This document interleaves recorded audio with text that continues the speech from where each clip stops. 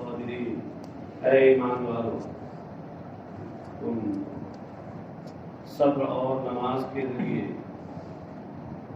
اس سے مدد طلب کرو. استعینوا، مدد طلب کرو کس چیز پر؟ علی الآخرہ، آخرت پر، یعنی آخرت کے کاموں پر یا آخرت کی کامیابی پر. ہاں، مدد مانگو کس سے؟ بالصبر والصلاۃ، صبر سے اور نماز سے. صبر سے کیا مراد ہے؟ صبر علی الطاعہ، یا تو طاعت و عبادت پر، طاعت و عبادت پر جمے رہیں، یا البلا، یا پریشانی اور مصیبت پر صبر سے مدد مانگو.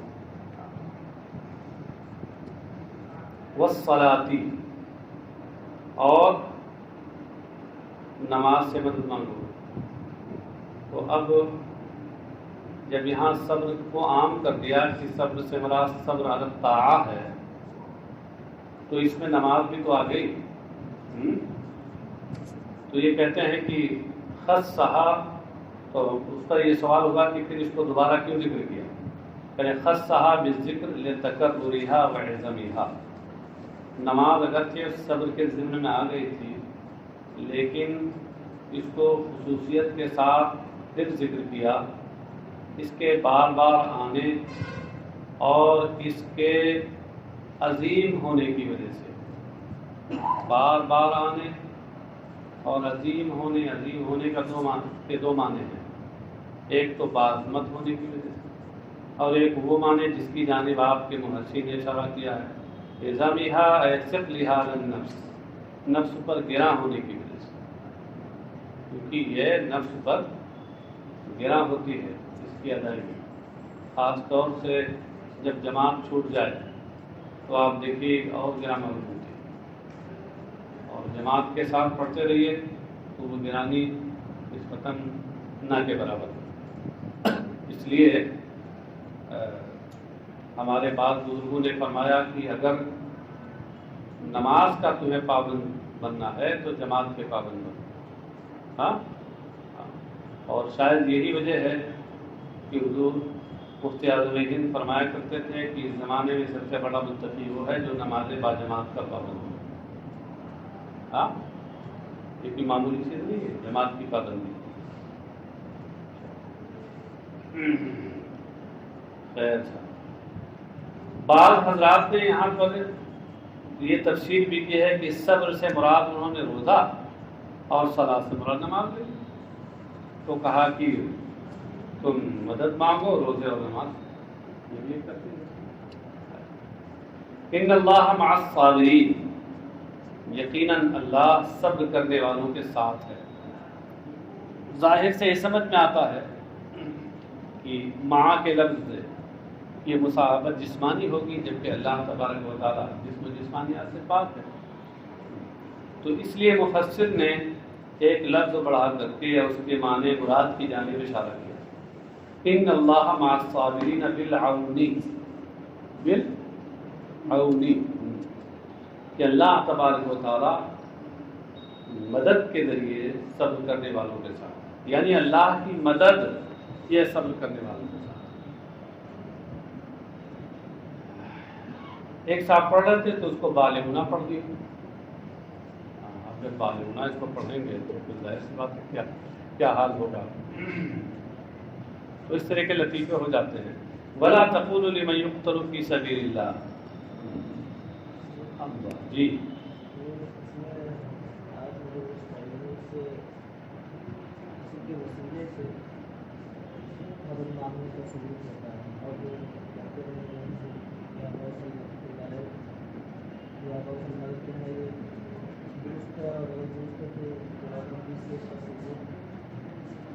یہ کیا آپ کہنا چاہ رہے ہیں؟ کسی کے وسیلے سے نا، تو وسیلے تو کہہ رہے ہیں، وسیلے تو نہیں آگا ہوتا مدد میں، وسیلے تو ہاں اللہ سے ان کے ذریعے مدد مانگنا ہے. دیکھیے مدد مانگنے کی دو طریقے. ایک یہ کہ آپ ان کو مستعان حقیقی مانیں کہ حقیقت میں یہی مدد کرتے ہیں.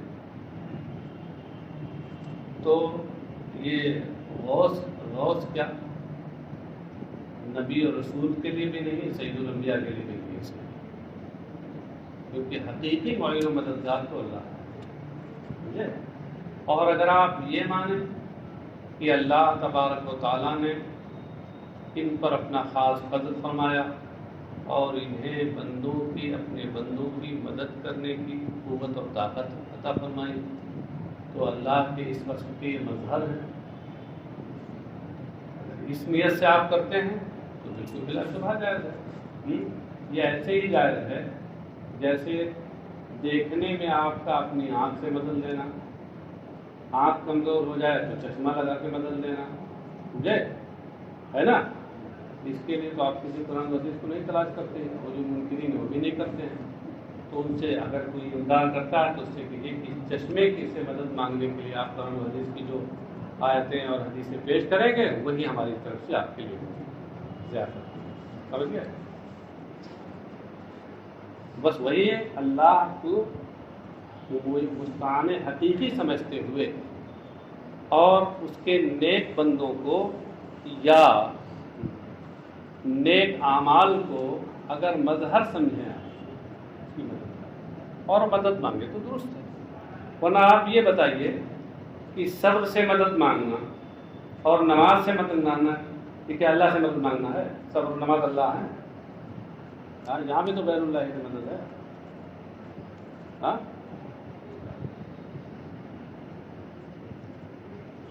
وَلَا تَقُولُوا لِمَن يُقْتَلُ فِي سَبِيلِ اللَّهِ أَمْوَاتٌ بَلْ أَحْيَاءٌ وَلَكِنْ لَا تَشْعُرُونَ. اور جو اللہ کی راہ میں قتل کیے جائیں، شہید کیے جائیں، انہیں مردہ نہ کہو. انہیں یہ نہ کہو کہ وہ مردہ ہیں بلکہ وہ زندہ ہیں، لیکن تمہیں اس کا شعور نہیں، احساس نہیں. یہاں اموات سے پہلے ہم نکال کر یہ اشارہ کیا کہ امواتن خبر ہونے کی وجہ سے یہ مرفوع ہے، اس کا مبتدا یہاں محذوف ہے. ہم امواتن بل احیاؤن، احیاؤن سے پہلے بھی ہم جو نکالا تو وہی بتایا کہ اس کا بھی مبتدا یہاں محذوف ہے. پھر اس جملے کا عطف بل کے ذریعے سے ہم امواتن پر ہے، بلکہ وہ زندہ ہیں. شہداء کی زندگی کیسی ہے؟ شہداء کی زندگی کو بتا رہے ہیں کہ ارواحهم فی حواصل طیور خضر تسرح فی الجنہ حیث شاءت لحدیث بذالک. ان کی روحیں سبز پرندوں کے پپوٹوں میں ہیں اور وہ جنت میں سیر کرتے ہیں، کھاتے چرتے ہیں، حیث شاءت جہاں چاہیں. یہ کیسے کہتے ہیں؟ لحدیث بذالک، اس تعلق سے ایک حدیث آنے کی وجہ سے. ایک حدیث میں یہ مضمون آیا ہے باضابطہ شہداء کے بارے میں، تو اسی سے یہ چیز ہے. اب یہاں کچھ اور بھی مضامین حدیث میں آئے ہیں. مثلا بعض میں یہ ہے کہ بعض شہداء کی جو روحیں ہیں وہ عرش سے معلق رہتی ہیں. ہاں، اور بعض کے بارے میں اور دوسرے مقامات کا معاملہ ہے.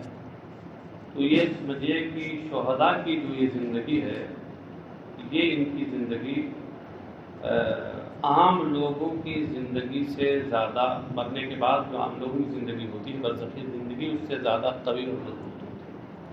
لیکن انبیاء کی زندگی کی طرح نہیں ہوتی. پردہ فرمانے کے بعد انبیاء بھی زندہ ہوتے ہیں، ان کی زندگی کی طرح نہیں ہوتی. انبیاء کی جو برزخی زندگی ہے وہ اس زندگی کی طرح ہی ہوتی ہے جیسے دنیاوی زندگی ہوتی ہے. فرق صرف اتنا ہوتا ہے کہ وہ نظر نہیں آتے، ہماری آنکھوں کو نظر نہیں آتے انبیاء کا. لیکن شہداء کی جو زندگی ہے وہ جسم سے ان کی روحوں کا تعلق تو ہوتا ہے لیکن اتنا گہرا نہیں ہوتا جتنا گہرا انبیاء کا ہوتا ہے. سمجھے؟ اسی وجہ سے دونوں کے حکم میں فرق ہے. انبیاء کہ پردہ فرمانے کے بعد ان کا ترکہ تقسیم نہیں ہوتا، شہداء کا ترکہ تقسیم ہوتا ہے۔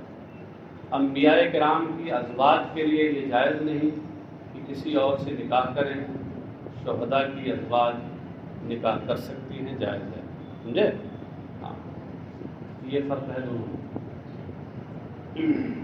ان اللہ مع الصابرین، گویا برزخی زندگی تین طرح کی ہوگی، ایک بہت اعلیٰ درجے کی وہ انبیاء کی ہے، اور ایک کم رتبہ وہ عام لوگوں کی ہے، اور ایک بیچ بیچ کی وہ ہے شہداء کی زندگی۔ وَلَٰكِن لَا تَشْعُرُونَ، وَلَٰكِن لَا تَشْعُرُونَ یعنی لا تعلمون ما هم فیہ، لیکن تمہیں اس کا شعور نہیں یعنی علم نہیں کہ وہ کس حالت میں ہیں۔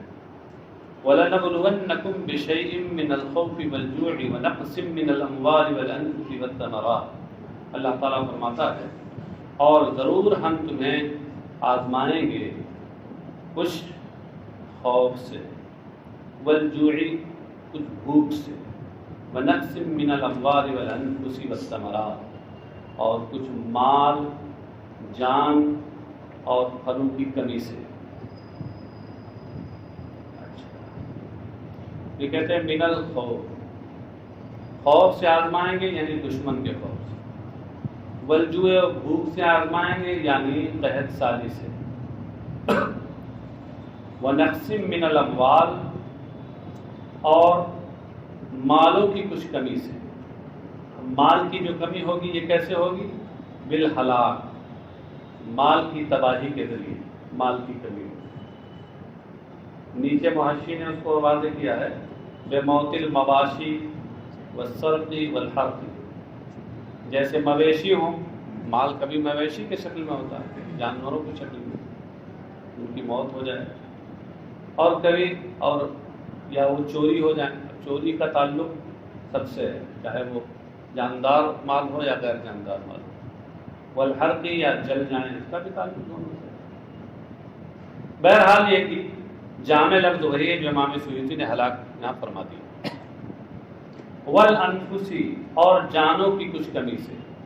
اب جانوں کی کمی کیسے ہوتی ہے؟ بالقتل والامراض والموت، جانوں کی کمی قتل کے ذریعے یا بیماریوں کے ذریعے یا طبعی موت کے ذریعے، اس سے بھی جانوں کی کمی ہوتی ہے۔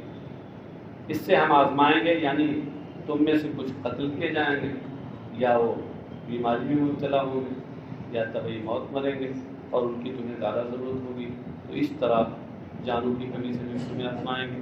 بس ثمراتی اور پھلوں کی کمی سے، اور پھلوں کی کمی کیسے ہوگی؟ بالجوائح، جوائح یہ جائحۃ کی جمع ہے، اور جائحہ کا مطلب ہوتا ہے یہ صفات غالبہ میں سے، یعنی آفت جائحہ ہے اصل میں، مہلک آفت، ہلاکت خیز آفت اور بیماری۔ بیماری کے بجائے آپ روگ کہہ لیجیے، روگ، کبھی کبھی پھلوں میں اور پیڑوں میں روگ لگ جاتا ہے، وہ پھلوں کی بیماری ہوتی ہے، اسی کو جائحہ کہتے ہیں، اس کی جمع جوائح، اور ہلاکت خیز روگوں کے ذریعے۔ اے لنختبرنکم فننظر اتصبرون ام لا، یعنی ہم ضرور تمہیں آزمائیں گے، امتحان میں ڈالیں گے، پھر دیکھیں گے کہ آیا تم صبر کرتے ہو یا صبر نہیں کرتے ہو۔ وبشر الصابرین، اور صبر کرنے والوں کو خوشخبری دے دو۔ علی البلاء، یعنی مصیبت پر صبر کرنے والوں کو خوشخبری دے دو۔ کس چیز کی؟ بالجنت، مصیبت پر صبر کرنے والوں کو جنت کی خوشخبری دے دو۔ الذین اذا اصابتهم مصیبت قالوا انا للہ وانا الیہ راجعون، الذین سے پہلے ہم نکالا ہے یہ بتانے کے لیے کہ الذین موصول صلہ سے مل کر خبر ہے، اس کا مبتدا ہم یہاں محذوف ہے۔ یہ وہ لوگ ہیں کہ انہیں جب مصیبت پہنچے تو قالوا انا للہ، تو وہ کہتے ہیں ہم اللہ ہی کے ہیں۔ اللہ ہی کے کیا ہیں، کیا یعنی ملکن و عبیدن، ملک ہونے اور بندے ہونے کے اعتبار سے یہ تمیز نکالی ہے۔ مطلب یہ ہے کہ ہم اللہ ہی کے مملوک ہیں اور اسی کے بندے ہیں، اور جو مملوک کسی کا ہو یا بندہ ہو تو آقا کو اختیار ہے اس کے ساتھ جو چاہے کرے، یا فعلوا بنا ما یشاء، ہمارے ساتھ وہ جو چاہے کرے۔ وَإِنَّا إِلَيْهِ رَاجِعُونَ، چاہے ہمیں مصیبت میں ڈالے، چاہے ہمیں خوشحالی عطا کرے، سمجھے؟ ہم تو بس اللہ کی مشیت پہ راضی ہیں، راضی برضا الہی ہیں۔ وَإِنَّا إِلَيْهِ رَاجِعُونَ فِي الْآخِرَةِ، اور آخرت میں ہم اسی کی طرف لوٹنے والے ہیں۔ فَيُجَازِينَا، تو وہ ہمیں اس کی جزا دے گا، کیونکہ آخرت دار الجزا ہے تو وہاں ہمیں اس کی جزا دے گا۔ اب یہاں ایک حدیث پیش کرتے ہیں حضرت ام سلمہ کے حوالے سے، امام مسلم نے صحیح مسلم نے اس سے روایت کیا ہے کہ فی الحدیث من استرجع عند المصیبت اجرہ اللہ فیہا واخلف علیہ خیرا، حدیث میں ہے کہ جو شخص مصیبت کے وقت انا للہ و انا الیہ راجعون کہے، استرجاع کا مطلب کلمہ استرجاع کہے، یعنی انا للہ و انا الیہ راجعون پڑھے، اجرہ اللہ فیہا، تو اللہ تبارک و تعالی اس مصیبت میں اسے اجر عطا فرماتا ہے۔ وَأَخْلَفَ عَلَيْهِ خَيْرًا، اور اس پر اس سے بہتر چیز اس کے اوپر بطور خلیفہ اور نائب کے اتارتا ہے۔ کیا مطلب ہے؟ اس مصیبت میں جو چیز اس کے ہاتھوں سے جاتی رہی، اس سے بہتر چیز اللہ تبارک و تعالیٰ اس کی برکت سے اسے عطا فرماتا ہے۔ وَفِيهِ، یعنی وفی الحدیث، حاضرین کا مطلب یہاں بھی حدیث ہے، اور حدیث میں ہے کہ ان مصباح النبی صلی اللہ علیہ وسلم طفئ فاسترجع فقالت عائشة رضی اللہ عنہا انما هذا مصباح فقال كل ما ساء المؤمن فهو مصیبت۔ حدیث شریف میں ہے کہ نبی اکرم صلی اللہ علیہ وسلم کا چراغ بجھ گیا تو سرکار اقدس صلی اللہ علیہ وسلم نے انا للہ و انا الیہ راجعون پڑھا۔ ام المؤمنین حضرت عائشہ صدیقہ رضی اللہ عنہ نے عرض کیا یہ تو چراغ ہے، کوئی مصیبت تو ہے نہیں، مصیبت پہ جو یہ پڑھا جاتا ہے یہ کوئی مصیبت تو نہیں ہے کہ چراغ تو بجھا ہے، انما ھذا مصباح، یہ تو چراغ ہی ہے۔ فقالا، تو سرکار اقدس صلی اللہ علیہ وسلم نے ارشاد فرمایا کل ما ساء المؤمن فهو مصیبت، ہر وہ چیز جو مومن کو زنزدہ کرے وہ مصیبت ہے۔ ذرا سا غم کا جھٹکا لگے تو یہ بھی مصیبت ہے، چراغ بجھا تو دل کو جھٹکا لگا یہ بھی مصیبت ہے۔ مصیبت کا یہ مطلب نہیں ہے کہ ہمالیہ پہ پہاڑ سر پہ آ جائے تبھی وہ مصیبت ہے۔ چھوٹی سے چھوٹی چیز جو تکلیف دہ ہو مومن کے دل تو یہ بھی مصیبت ہے، اس موقع پر بھی سے پڑھا جائے گا۔ رواہ ابو داؤد فی مراسلہ، امام ابو داؤد نے مراسل ابو داؤد میں اس حدیث کو روایت کیا ہے۔ یہ ابو داؤد کی ایک تو مشہور کتاب سنن ہے، اور دوسرے انہوں نے ایک کتاب اور تیار کی ہے مراسیل، اس میں انہوں نے مرسل اور منقطع حدیثیں جمع کی۔ اولئک علیہم صلوات من ربہم ورحمہ واولئک هم المہتدون، یہ وہ ہیں جن پر ان کے پروردگار کی جانب سے بخششیں اور رحمت، اور یہی لوگ راہ یاب ہیں، راہ حق پانے والے ہیں۔ صلوات، ترجمہ کیا مغفرت، اصل میں اس لیے یہ کیا کہ آگے رحمتن آ رہا ہے تو صلاۃ کا مشہور معنی تو رحمت ہے، تو اب اگر وہاں بھی وہی معنی لیتے تو اس صورت میں تکرار لازم آتی، ہاں، اور تکرار بھی وہی فصل کے ساتھ تکرار ہو، تو اس لیے مفسر نے کہہ دیا کہ بتایا کہ صلاۃ کے کئی معنی آتے ہیں، رحمت بھی اس کا معنی ہے، مغفرت اور بخشش بھی اس کا معنی ہے۔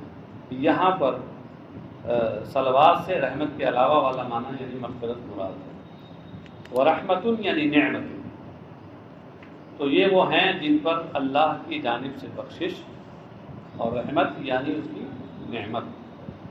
وَأُولَٰئِكَ هُمُ الْمُهْتَدُونَ، اور یہی لوگ مہتدون الی الصواب ہیں، یعنی حق تک حق کی راہ پانے والے ہیں.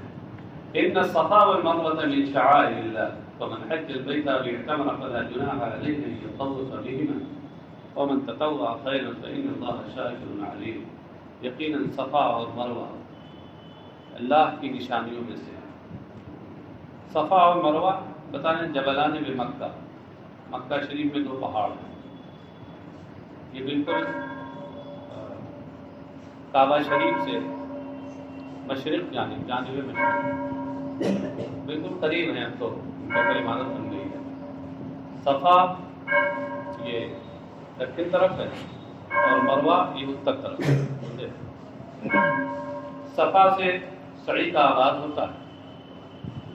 اب تو ان کو تراش خراش کے بالکل تھوڑا سا بنا اور اس پہ شیشہ لگا دیا کیونکہ لوگ اس پہ چڑھ جاتے تھے. شیشہ لگا دیا تھا کہ لوگ چڑھیں. ایک علامت کے طور پر بہت معمولی بات تھی. پہلے تو یہ باضابطہ اچھے خاصے پہاڑی کی شکل میں تھے. تو یہ اللہ کی نشانیاں ہیں. شاعر اللہ یعنی عالم دین ہی.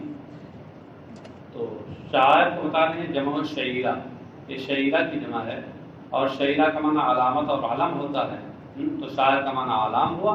علام و علامات اس کے دین کی نشانیاں ہیں. دین کی نشانیاں یہ مختلف شکلوں میں ہوتی ہیں.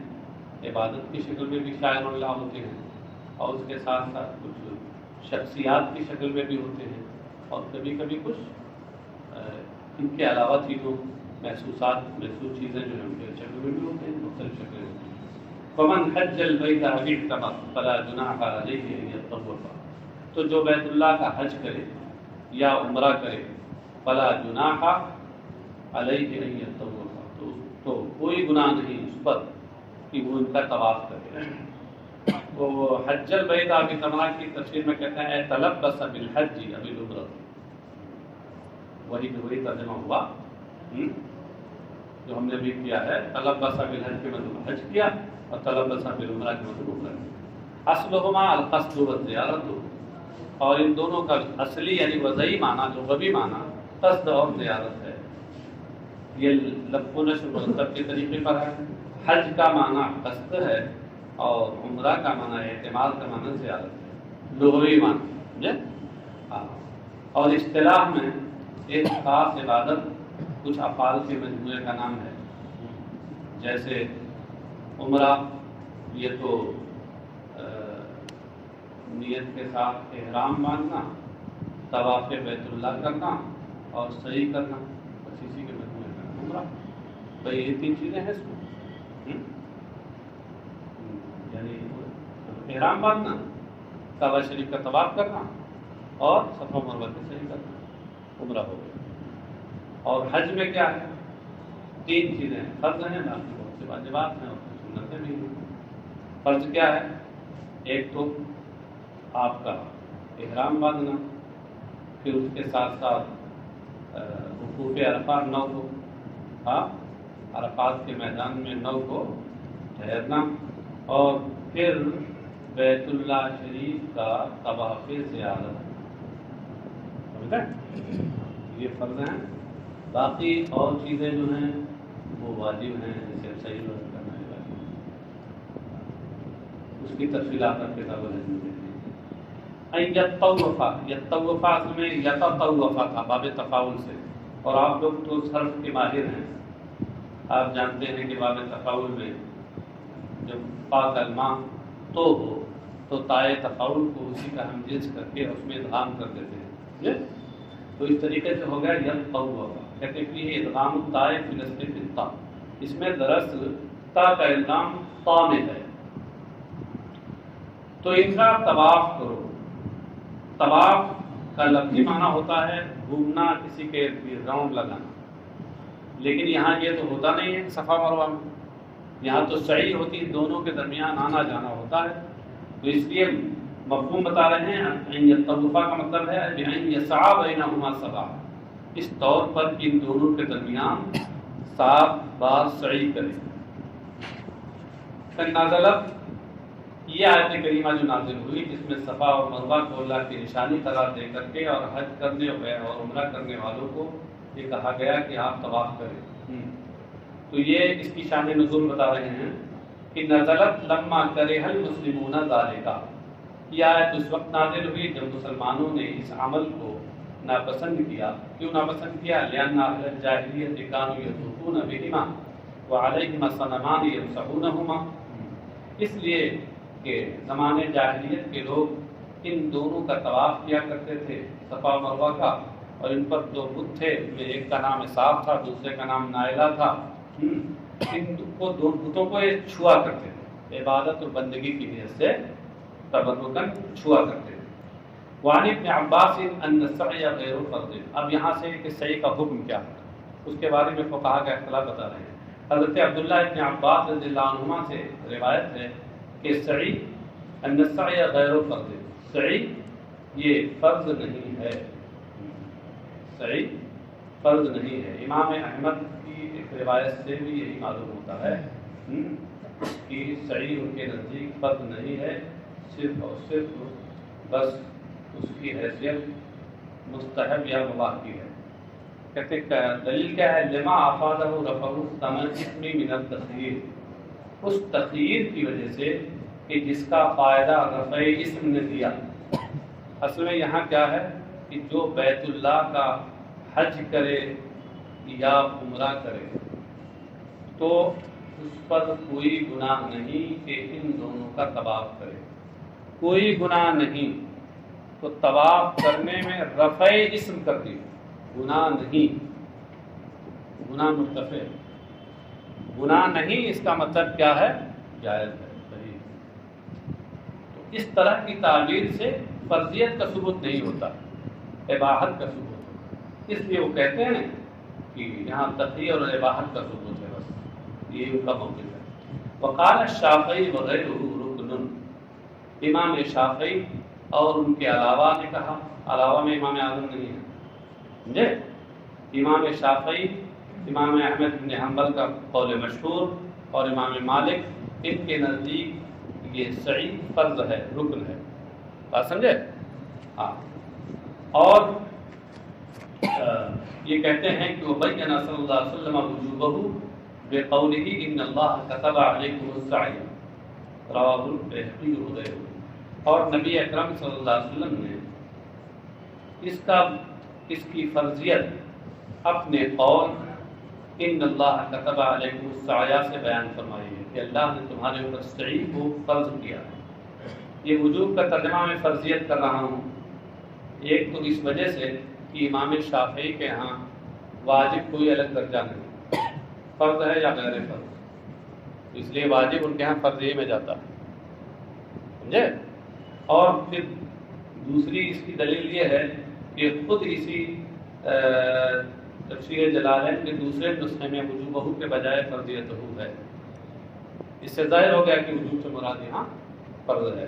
تو مطلب یہ ہے کہ امام شافعی اور ان کے علاوہ اور جو یہ ائمہ ہیں انہوں نے اسے رکن اور فرض قرار دیا ہے. اور پھر کہتے ہیں کہ نبی اکرم صلی اللہ علیہ وسلم نے اس کی فرضیت کو اپنی اس حدیث میں ارشاد فرمایا ہے. اس حدیث کو امام بیہقی وغیرہ نے روایت کیا. وقال ابدؤوا بما بدأ اللہ بہ یعنی الصفا. اور یہ بھی ارشاد فرمایا کہ تم سعی کا آغاز اس سے کرو کہ اللہ تبارک و تعالیٰ نے جس سے آغاز فرمایا ہے یعنی صفا. بھائی دیکھیے یہاں ذکر جب آیا تو ان الصفا والمروہ کا صفا پہلے اور مروہ بعد میں، تو اللہ تعالیٰ نے ذکر میں صفا کو پہلے کیا. تو کہہ رہے ہیں کہ صحیح کو کے بارے میں فرمایا ابدؤوا، یہ صیغہ امر ہے اور امر وجوب کے لیے آتا ہے، تو اس سے فرضیت ثابت ہوئی. یہ امام شافعی کی دلیل کا حاصل ہے. امام اعظم ابو حنیفہ رحمہ اللہ کے نزدیک یہ واجب ہے، فرض نہیں ہے، سمجھے؟ اور وجوب کا ثبوت انہی حدیثوں سے ہوتا ہے جن حدیثوں سے امام شافعی فرضیت کو لیتے ہیں. امام اعظم یہ فرماتے ہیں کہ فرض کیوں نہیں ہے؟ اس لیے کہ یہ خبر واحد ہیں، خبر واحد سے فرضیت کا ثبوت نہیں ہوتا، وجوب کا ثبوت ہوتا ہے، سمجھے؟ آپ کے امام کی نگاہ بہت گہری ہے. رواه مسلم، امام مسلم نے